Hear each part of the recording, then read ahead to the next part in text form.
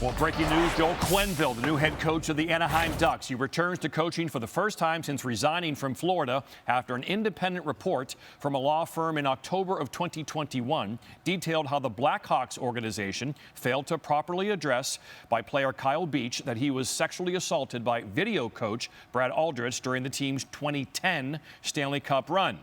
The Ducks said they did an extensive look into Quenneville's role over the past several weeks and spoke with advocacy groups that Quenneville had formed relationships with. Sources told ESPN the team also spoke with Kyle Beach. Quenneville will replace Greg Cronin and become the 12th coach in Duck history. He ranks second all-time in the NHL with 969 regular season wins. Colorado, St. Louis, Chicago, and the Florida Panthers led the Hawks to 3 Stanley Cups. He spoke to the Anaheim media earlier today. Before I talk about how excited I am to be here, I'd like to say a few words about what happened in 2010. As Pat said, what happened to Kyle Beach was horrific and inexcusable. I was sick to my stomach when I learned what had taken place. Had I known what had happened, I would have taken swift action. I own my mistakes. While I believe wholeheartedly the issue was handled by management, I take full responsibility for not following up and asking more questions. That's entirely on me.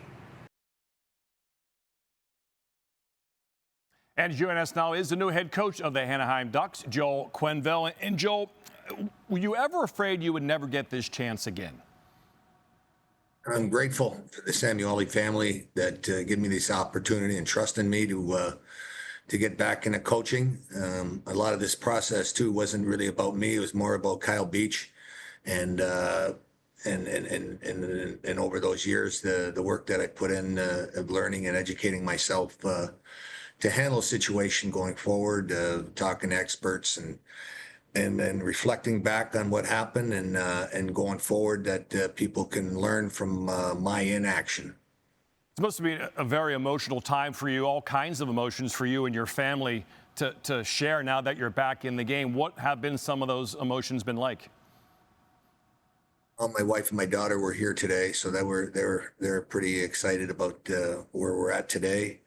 And it's been like today, it's not about us, it's about Kyle and that situation. And but we're definitely excited to be back in the game and looking forward to being in Anaheim, which has been a fun couple of days. I bet. Obviously, in some ways, I know it's great for yourself and your family, but I know you also want to do yourself a solid to your former teammate, Pat Verbeek. Obviously, he has entrusted you to take this young team like you did in Chicago. Year one, you went to the conference final. Then you go to a Stanley Cup. Talk about the comparisons of that young team you took over in Chicago to this team in Anaheim. Oh, it's a good question. I saw them play this year in a game at Tampa Bay, Anaheim, and I noticed their speed, their quickness, and over the last couple of weeks, month and a half, everybody seemed to be saying that watch Anaheim. Their team, they're a good hockey team. They got a lot of young kids and they can fly and they've got some size. And it's like, okay, so I've been watching their team down the stretch, and I didn't know what was happening with a number of teams, but this is where I wanted to be, and I'm so excited to be with Pat. We share a lot of same ideas as far as how we look at the game and look at players, and I think it created an appetite over 4 years, and I'm looking forward to working with him. And when I think back at the Chicago guys. We didn't know who the top players were going to be right out of the gate, but turned out Taves and Kane were special players. We have a lot of young kids here that could turn into special players, and there's a lot of kids that are in the organization that we expect to be in the NHL relatively soon. So there's things change quickly there with that young team in Chicago. We're expecting real good progress going into this year. We're looking forward to getting our hands on these guys. All right, Joel, wherever you've gone, you've seen success, whether it's St. Louis, Colorado, Chicago, Florida. When you get the boys around center ice for practice number 1, how are the Anaheim Ducks going to play? How are they going to win? we want to create an identity as quickly as possible, but we want to be known as the hardest working team in the league. We want to know that we're going to be as competitive as possible.